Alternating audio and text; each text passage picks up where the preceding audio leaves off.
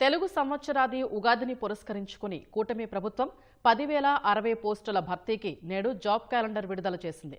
విద్యా, ఐటీ శాఖల మంత్రి లోకేష్ ఎక్స్ వేదికగా దీన్ని విడుదల చేశారు. ఇక నుంచి ప్రతి ఉగాదికి జాబ్ క్యాలెండర్ విడుదల చేయనున్నట్లు లోకేష్ ప్రకటించారు. ఇందులో భాగంగా మొదటి జాబ్ క్యాలెండర్ ఇవాళ విడుదల చేశారు.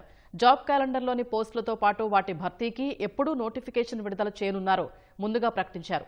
తొలుత ఉన్నత విద్యాశాఖలో 1,500 పోస్టుల భర్తీకి మే 15న నోటిఫికేషన్ విడుదల చేయనున్నారు. 91 గ్రూప్ 1 పోస్టులకు, హోంశాఖలో 2,778 పోస్టులకు, ఇతర శాఖల్లో 928 పోస్టులకు ఆగస్టు 15న నోటిఫికేషన్ జారీ కానుంది. 750 గ్రూప్ 2 పోస్టులకు, 503 ఏఈఈ పోస్టులకు, ఇతరత్రా 506 పోస్టులకు సెప్టెంబర్ 15న నోటిఫికేషన్ విడుదల చేస్తారు.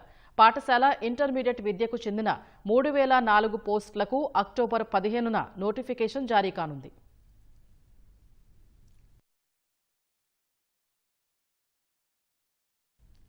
జాబ్ క్యాలెండర్ కు సంబంధించి మరింత సమాచారం మా ప్రతినిధి కృష్ణ అందిస్తారు. కృష్ణ, జాబ్ క్యాలెండర్ లో ఏ విభాగాలకు సంబంధించిన పోస్టులు ఉంటాయి?